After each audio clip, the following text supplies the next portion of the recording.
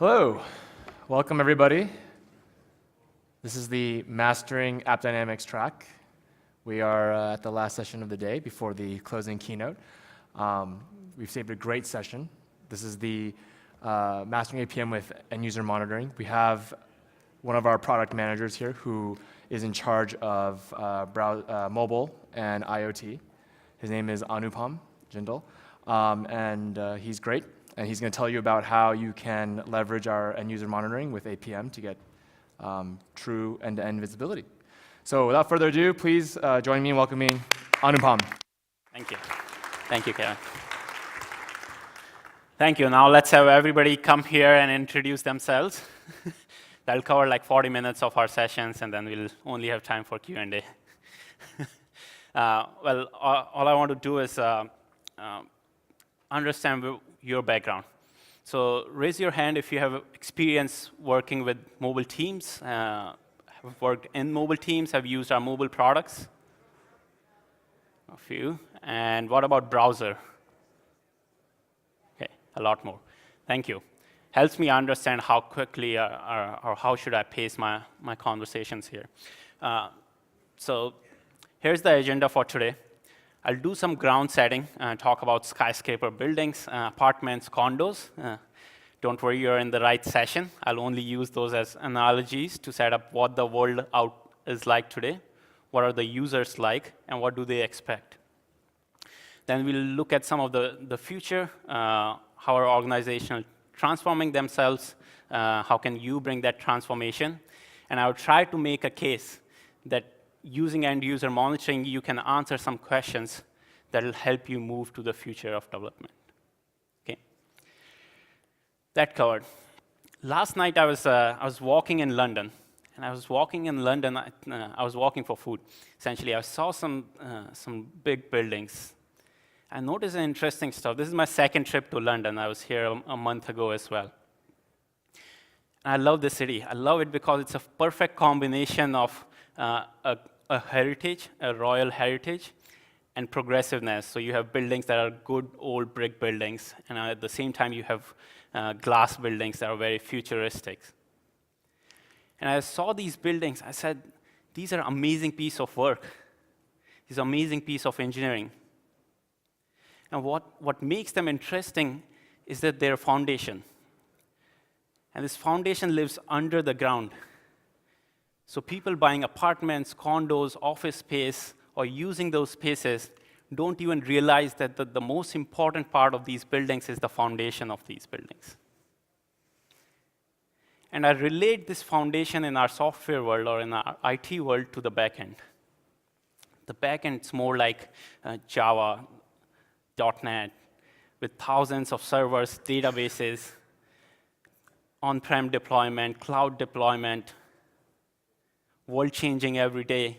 But that's your foundation. Your users never come to your website or your mobile app asking a question of, how's your foundation? They just assume that it works, and it works great. Right? And you have your foundation covered, I hope in most cases, through APM. The APM gives you a great view of flow maps. You can drill down. You looked at the keynote today with the baseline IQ, diagnostic IQ, map IQ, business IQ. It covers your bases around the core of the application, core of the foundation. That's the most important part. But today I'm going to talk more about the end-user monitoring. So when we look at the large buildings, let's say you go and buy a place in one of these large buildings or tall buildings. One of the most important part you look at is the floor plan.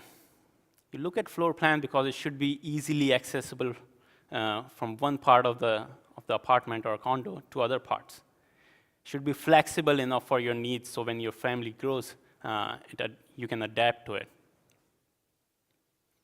And it should be simple. The other thing that's important when you go buy a place is the aesthetics of this building or this apartment. It should look beautiful. If I convert this to our software world, I treat floor plan almost as if a user experience flow. when a user is going from one part of your application to other part, whether it's on browser, mobile, or any other device, they're hoping to achieve a goal. They're hoping for a simple accessibility, flexibility when they need to change things. Similarly, for the aesthetics, I treat it as like Apple's products, right? The product's so beautiful that you would want to use them. Their phones are so beautiful. Their other products are so beautiful that you would want to use them. You would want to purchase them. I relate it to screen aesthetics on the mobile applications or browser applications. So it should look beautiful, it should look simple. So now that we understand that the user is not focused on the foundation or on the back end, they're actually focused on achieving their own goals. Let's see who these users are. And today's user is not just the desktop users. We all know that the world is changing very fast. It's evolving very fast. People are on mobile phones, virtual reality, IoT devices. I have a funny story with this camera. And I was looking at a company about 2 years ago, just trying to invest in companies as a venture fund. And this company is working on very interesting technology, which is it gives you a memory chip that goes into your camera, and it uploads the picture as you take them in real time to cloud, and suggests you edits on how you should take the picture. Right? That's pretty amazing. Right? So with all these devices proliferating, the user stays same. This is the same user who was on desktop, who used to be on desktop, is now going to mobile, now going to virtual reality, now going to IoT devices. And there's a very interesting aspect to that. The interesting aspect is that the user behavior changes even for the same user across different platforms. They expect one thing from one platform and another thing from a different platform. So I used to work for e-commerce company. And this e-commerce company, we saw that the conversion rate on desktops were about 4%, versus on mobile it was about 1.5%. So there was a huge difference. Now on the browser was probably better conversion because you could show a lot of recommendation. You had a lot of screen real estate where you would show these recommendations, bundle up the product, you have higher cart value, and you have better conversions as a result. Versus on the mobile, because the screen space is very limited, you're only showing and focusing on achieving one goal for your users. So again, this is the same user. And this user is expecting two different things for two different platforms. So I want to take an example from AppDynamics perspective. In this example, we'll take a look at how do you look at these user flows and interaction with the application. So what we are looking at over here are Kyle, who's our user for today. We are looking at Kyle's sessions through last 1 week. And when I say sessions, these are essentially customer journeys. Every time somebody opens an application on mobile app or on browser, it counts as a new customer journey. And when it ends, that's when it counts as finished. So there are quite a few sessions from Kyle. When I click on one of these, this is the view I get. And on the left side, you have the screens Kyle used. So I started with the login screen, onto list, cart view, and then checkout. Here's the user interaction, which is Kyle was clicking on buttons, could be selecting text fields, could be selecting table cells, so on. And the interesting aspect is this particular network request is taking quite a bit of time to execute. It's taking almost about 21 seconds to execute. That's quite slow performance. A study tells that if somebody has bad experience with your mobile application, 83% of the time, they will drop out of your application and never come back. This is a staggering percentage. So having such a slow experience, you would almost feel like your application is hung. And sure enough, when I look at here, small, but what it says is this 23rd session of 23 total sessions from Kyle, which tells me that Kyle has not returned to my application since. So Kyle couldn't complete the checkout and hasn't returned. So he probably dropped out of the application. So what we essentially did here is looked at the user flow, looked at Kyle's user flow, and identified the interaction with the application and correlated it with the code at the same time. I have a funny thing, which is when Jyoti Bansal started AppDynamics, he used to talk a lot about watching every single line of code execution, which AppDynamics does now. In your backend, in your mobile app, in your browser, all your platforms, you're watching every single line of code as it executes to build interesting insights out of it. But as the world evolved over past 9 years, we said that's not enough. We not only want to capture every single line of code execution, we also want to capture every single user interaction, and we want to capture every single device communication, and connect all these data points together to tell you a full story. Tell you a story that's not only about performance of your application, but it's also about your business impact. It's also about a story of a user that you have. Let's move forward in this example as you dive deeper into why the checkout call is too slow. You get to the backend, you find out that this particular JDBC call or this particular database call happens to be quite slow, and that's what's causing the problem. So quickly identify the root cause and resolve the issue. That's essentially what users are looking for you to do. Okay, so far we have talked about the state of things as it stands today. We have talked about users, what do they expect, what kind of platforms they are on, and how do their behaviors change across these platforms.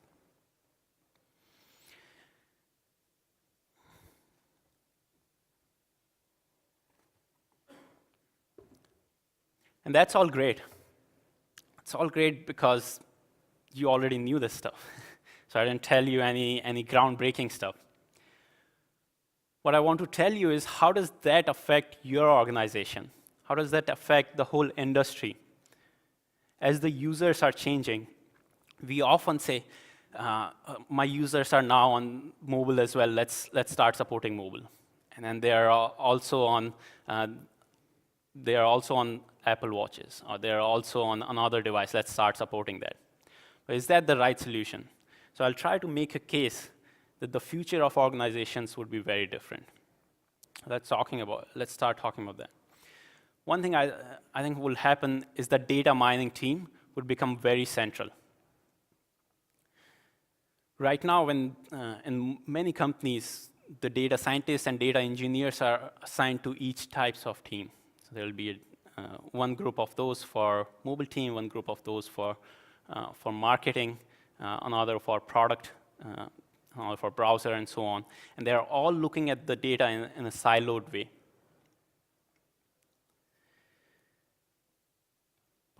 But those teams will become central because essentially all these pieces are connected. So many functions may disappear. For example, marketing analytics, product analytics, and application performance may all combine together to form a common data team.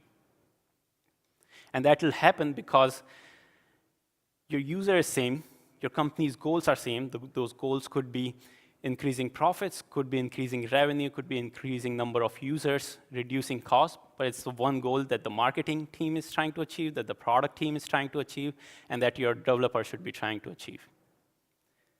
So when you're looking at these data points, it needs to tell an end-to-end story. And that's why the organizations need to evolve. And then there will be an increased role of operations and developers. I'll talk more about it, but just mention an example. I was talking to one of the large banks here in the UK, and they're already transforming their developer operations. They're bringing DevOps into mobile teams,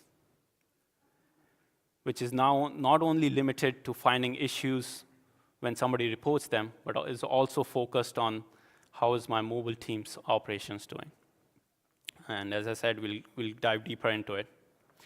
But before diving deeper into it, I do want to remind that it's that single thing that's driving all of these changes, which is this user connected to all the different platforms. They're connected to all these different platforms. They're changing their behavior across these platforms, but they are trying to achieve single goal. In order to achieve these goals, the organization needs to come together as a central organization. So some of the companies disrupting the organizational structures, say Cisco. I'm just kidding. I think there are some companies here that are disrupting these structures. I consider AppDynamics to be one of those. Obviously, I'm biased in that case, but there are other ones as well, like Fastlane, which helps you do automation of your builds, Amplitude, trying to do cohort analysis, trying to do predictive analysis of what would happen in future with your applications. Xamarin, which is a common way of developing your code across multiple mobile platforms, so you don't have to have a team for mobile, team for iOS, team for Android, and so on. So these are some of the companies that are trying to change how organizations are structured.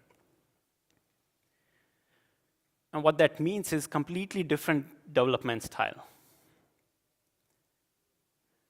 Current development style, as I said, is siloed development style. In many organizations, the mobile team is almost never talking to browser team. The browser team is almost never talking to an IoT team. And they are rarely talking to the backend team other than accessing their APIs and talking to them when something goes wrong. But there would not be any more disconnected development, because every single user is interacting with you with multiple platforms, but with the same goal. And then operations have an expanded role. Operations have an expanded role because their role is no longer just to identify issues as they happen. Their role is to connect the business outcomes to technological implementation and give that insight out to their senior management. This will help bring efficiencies. So there are two ways to bring this change in your organization. One is inside-out approach, which is you would go back to your organization, you would go back to your development team, and you will tell them, AJ said that we need to change our development style, so let's change it. But nobody's going to agree to that. It's very hard to change mindsets. So the other approach is outside-in approach, which is if you ask the right questions, if you try to find out who your users are, where they're struggling, and that use those as proof points to bring the change, it will be much easier. In order to bring this change, the core elements of the outside-in approach are to understand that your consumer app performance affects the user behavior. And user behavior is also impacted by psychology of your user, and that combined with the performance and psychology affects the business impact.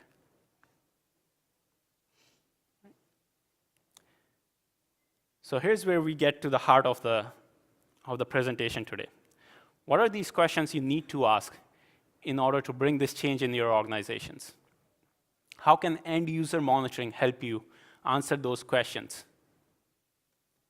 to make you successful in this end-to-end visibility? So here are some questions you need to ask. How are your omnichannel users behaving across different platforms? Are you tracking the right KPIs?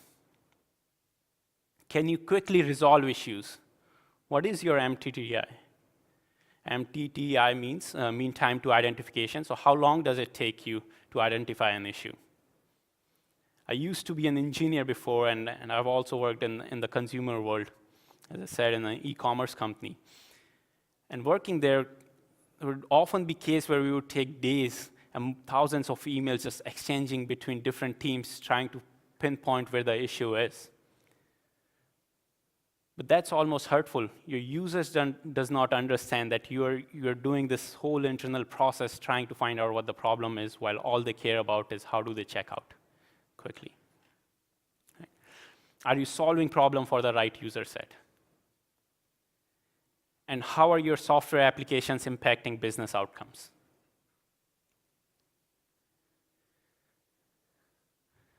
I'll let you take the screenshot.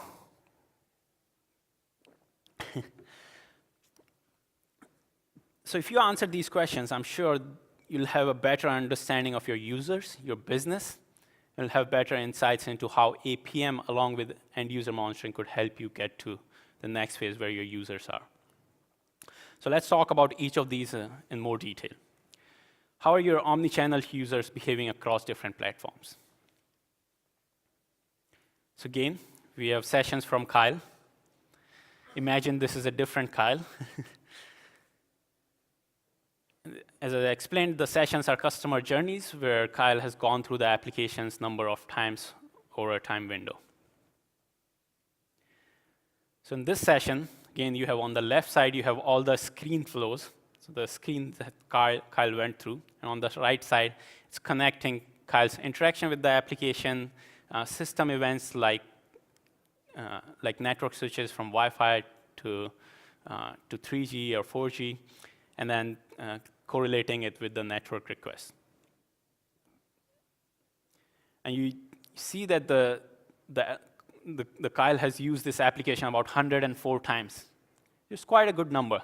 It makes me believe that Kyle is the most valuable member for this business. Now let's look at what Kyle's sessions look like for browser. So I searched for Kyle here as well. And notice that there is only one session in the same time window. It worries me a little bit, but maybe Kyle just is not as much of a browser user. It's always on mobile. So let's go deeper into this particular session from browser and see how Kyle used this application. And turns out, as you get deeper into it, that there's this one particular cart item call that was quite slow in here.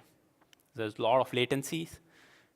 Tells me Kyle has a bad experience on browser. And maybe that's the reason Kyle doesn't never return back to the browser session, right, for the browser application. So Kyle never came back to the application. I don't have any other sessions from Kyle. And it's an important insight. It's important to understand why your users are moving from one platform to other platform when they start transacting or looking at products in a train and a tube, and move on to their home and finish on browser or any other device. Need to understand why they are doing that. Why don't they finish their transaction on that same device? Or do they try to move across different platforms? What's that driving factor? So we looked at an individual user here. It's also important to look at the things in a perspective of all of your user base set. So on the left side, I have the mobile screen usage. On the right side, I have the browser screen usage. You can clearly know that on the mobile side, the login page is quite heavily used. The usage drops off right after that. So a lot of people probably land on that page, but after that, they drop off. Versus on the browser, it's a pretty even usage. It tells me that my users are probably having a better experience or prefer more on the browser side in this particular case. So while Kyle's session had a bad experience on the browser side, there may be an individual case, but not so much across all the users. So you can't relate the previous causation and correlate it to the problem. But here's where you can tell the full story. Let's move on to the next part. Are you tracking the right KPIs? And when I talk about KPIs here, I'm not only saying the business KPIs, but precisely the performance KPIs. And a lot of different businesses have their own KPIs to look at in terms of the user base, in terms of the conversions, and so on. And that's all important. But can you look at any widget or any dashboard in a second and tell that the application is doing fine or not? That's the KPI I'm talking about. So here's an example. These are the scorecards for mobile.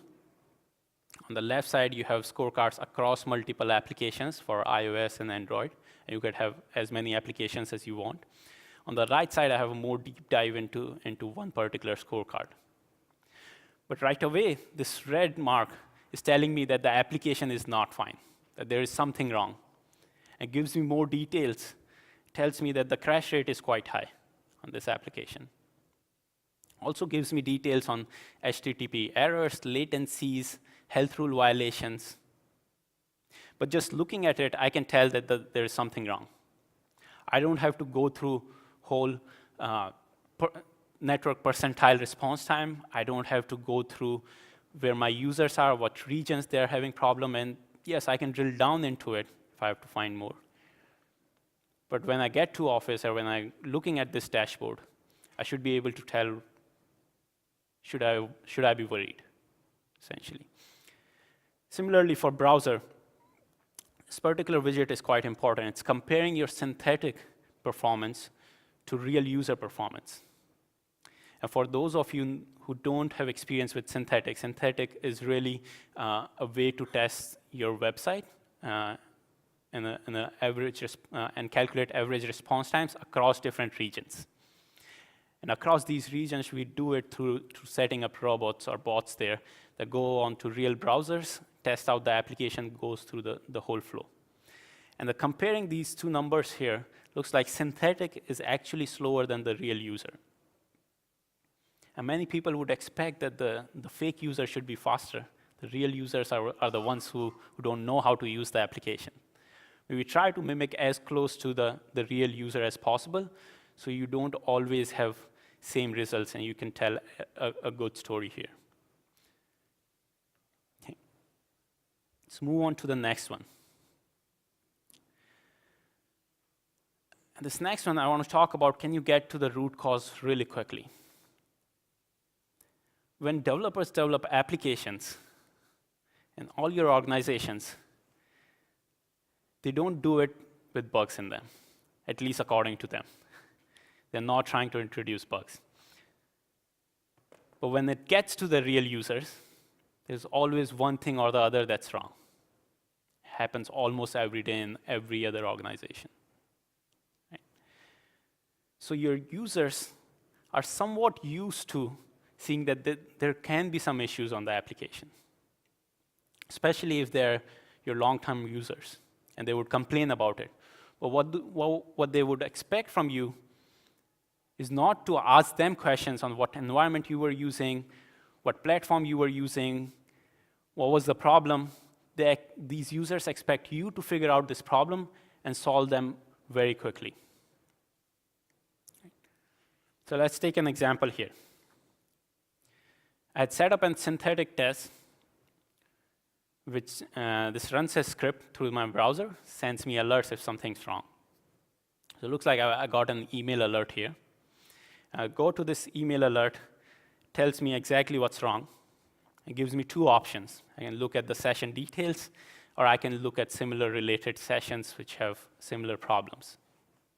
I decided to look at the details because I want to find out what's wrong. Go into this, that puts me directly into the session with the details. It tells me the screenshot of what the application looked like when it loaded. It looks like the first page loaded just fine. It shows the full screenshot. On the next part, it tells me that there is something wrong, that there is an error. And that error is that it's timing out. The script is timing out.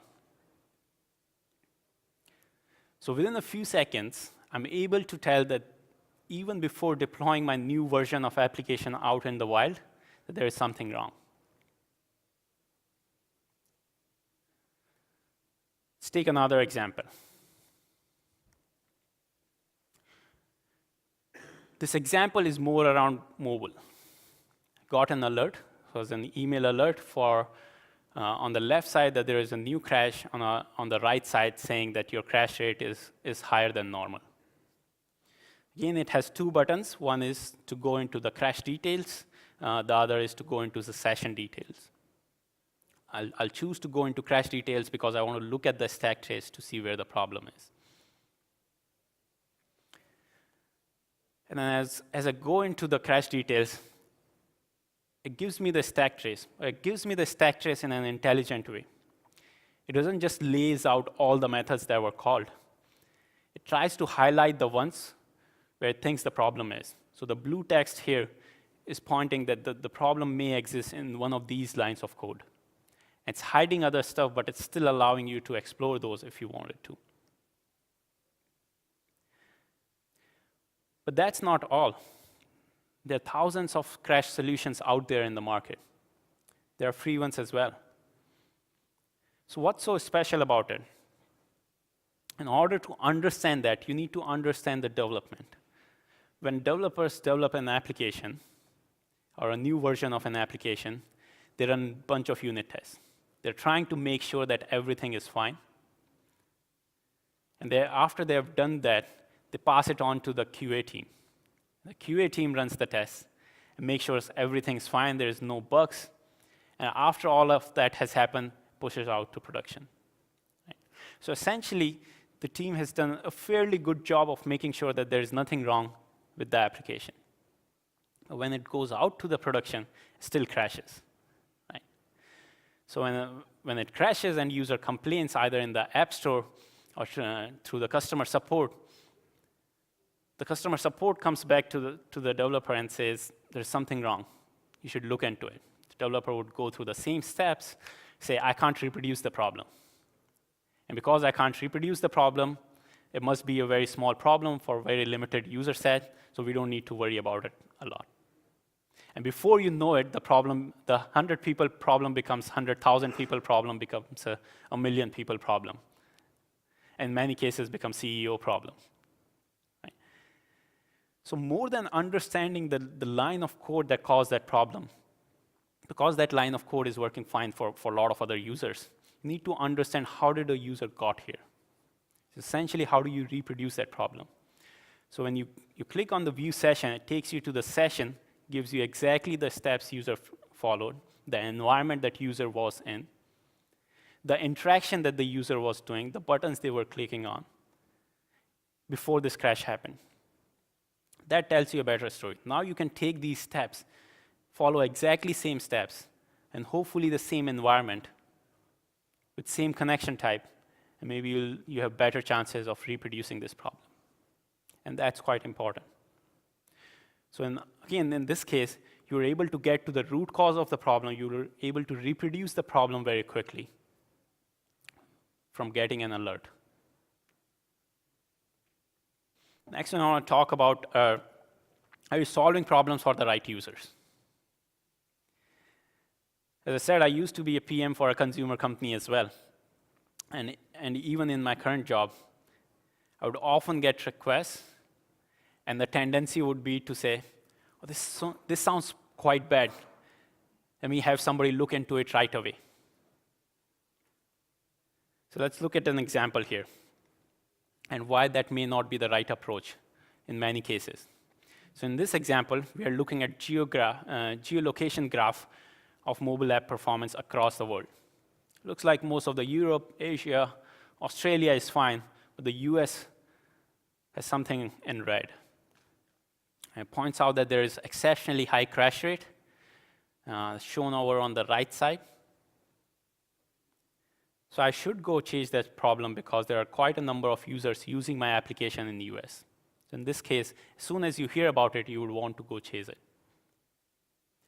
Here's a view of where the people are using my application. So when you're fixing a problem and you see that the crash rate is high, if the crash rate happens to be on iPhone 6, but people are using your application across only iPhone 5 or iPhone 7, then it doesn't matter if the problem is on iPhone 6. You could put it as maybe a P2 instead of a P1. I know this is an old screenshot, so it doesn't have iPhone 7s and 6s.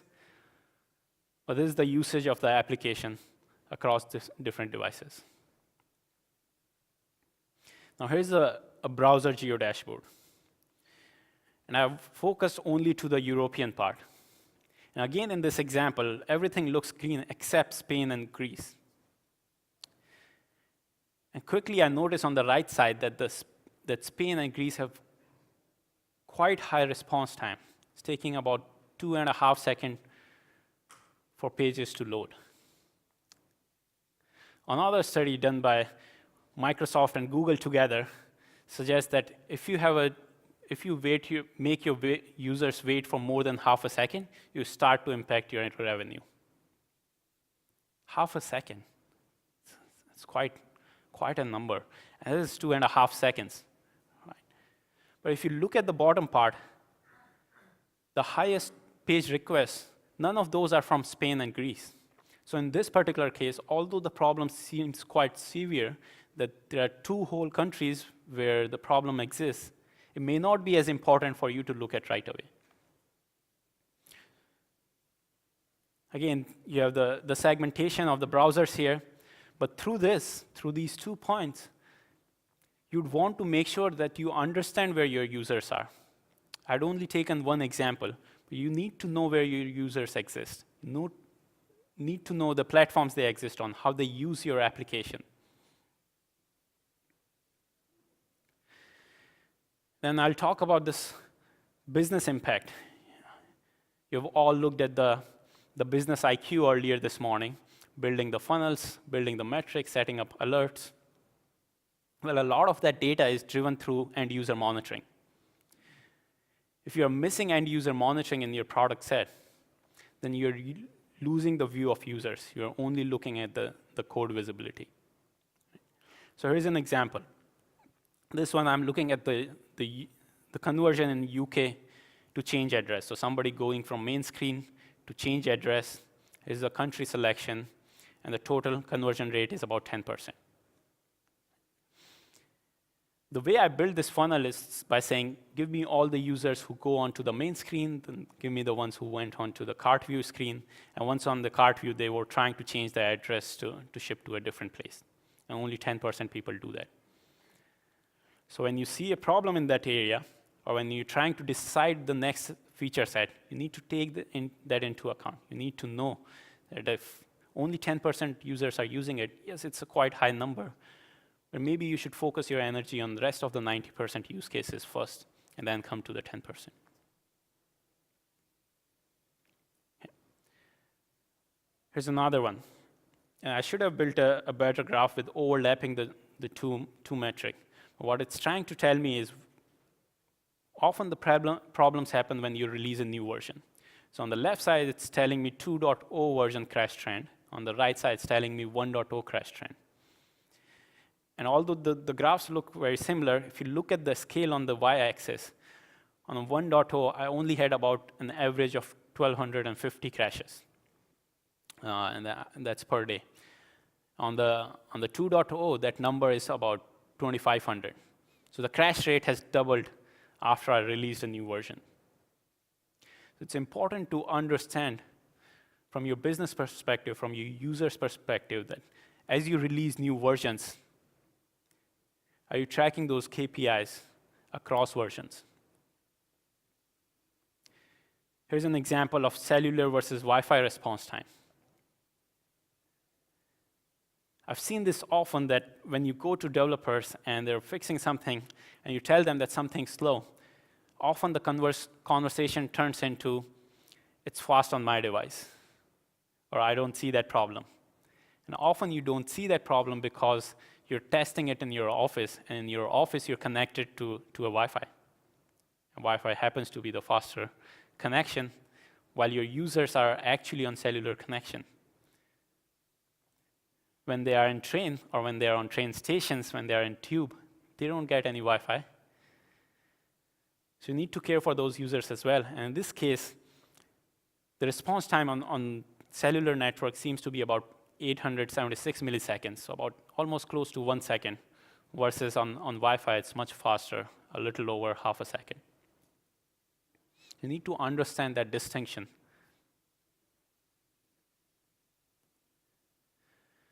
With that, I want to just quickly summarize the questions we analyzed. So one is, how are your omnichannel users moving across different platforms? Are you tracking the right KPIs? Can you quickly resolve the problems? Are you solving the problems for the right user set? How are software applications impacting your business performance? With that, I'll leave you guys with three thoughts. One is, know your users, but also know your development environment and connect those two data points together. And don't just build the features, transform your organizations for future. When you see the next speech interaction, when you see next virtual reality interaction, the answer shouldn't be, we need to get onto that because that seems to be the next wave. The answer should be, how do we transform ourselves so we are meeting our customers' requirements for future? That may include supporting speech interaction, that may include supporting speech interaction through Google Home or through Alexa, but understand what that future organization looks like. And then believe in connected data points. There are a lot of people who can collect data, and they can post the data. AppDynamics collects about 1 billion data points every minute. It's a huge amount of data, but if we gave you every single data point, there would be no insights. It would almost be not useful. So a connected data point is important.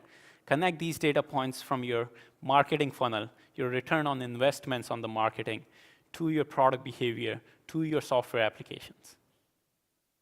Because all those are connected pieces. That's how your user sees it. Your user doesn't see your application as a software application and a marketing team and a product team and an HR team.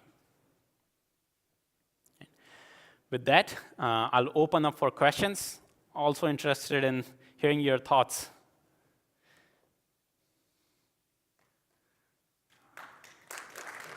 Thank you. Thank you. We'll pass the mic around if there are questions. Yeah, over here. Hello. Okay, my question here is, end user monitoring without application performance monitoring, how relevant is that? Because quite often, when you look at your end user performance monitoring, you come across and see that on the BTM side, the performance is quite okay, as per my experience. And the issues normally is on the end user, user side. And so far, we do not have any good metrics available on the network, which is from end user perspective to the APM side. So how much value does it give to do deep dive? Yeah, I think you have partially answered your questions, your question yourself. You said that the most of the problems happen on the end user side, and it happens on the network side. So how relevant is end user monitoring? Yeah, my concern here is that, for example, the APM side, you give a very good visibility about, you go deep dive into the code, call a stack, and you actually identify that. Yeah. Whereas on the end user, say for example, it is taking 2 seconds, and BT is taking only a few milliseconds. And then we look at and we see, okay, network here and there. Yeah. But it doesn't give any good clue about where to look at. Yeah. So, yeah. So I'll try to answer your question in 2 ways.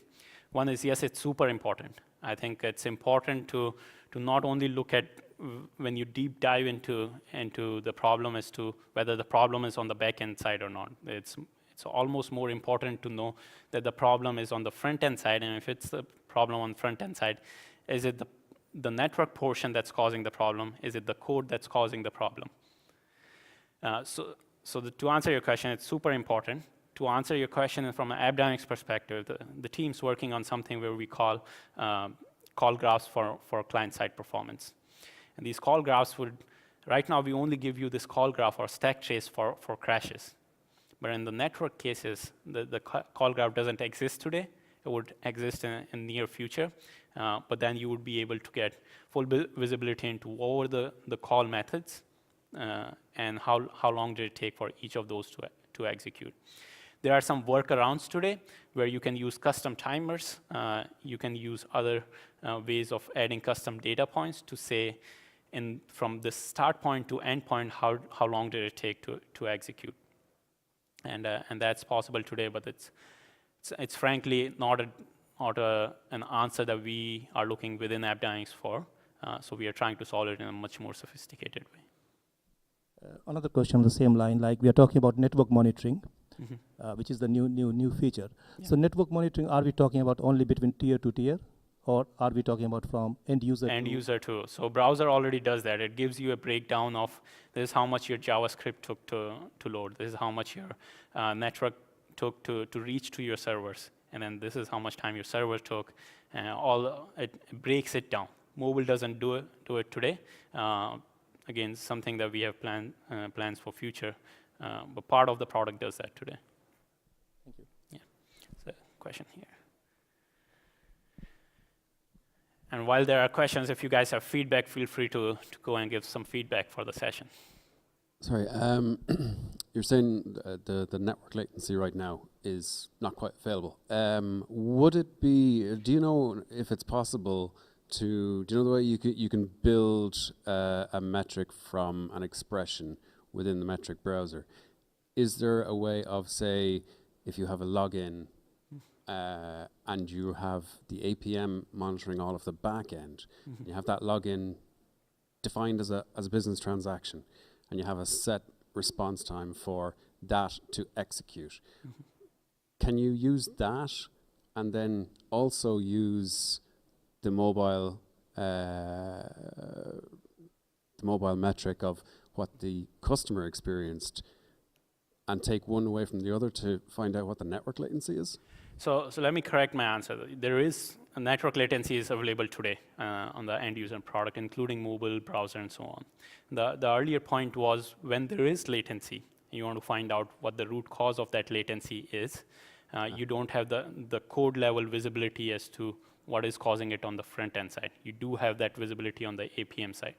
So today on all our products, including browser and mobile, you get latencies on what's the 90th percentile, 50th percentile. You can build charts and graphs on how is it moving across time. In the metric browser, apply expressions to that. So all of that is possible by application, by platform, and by APM side as well. So you can put all of the different data from the different areas into one expression within the metric browser. Well, you'd have hard time putting, let's say, the one browser, mobile, other devices all in one chart, but you can certainly do it in multiple charts that are put together in the same place. Cool. Okay. Other questions? All right. Thank you for joining me today. There's a great closing keynote that's happening right after this. There are some very cool hackathon projects. There's also a sneak peek into IoT product that is coming up very soon. So you should go take a look. And thanks for joining me today. All right.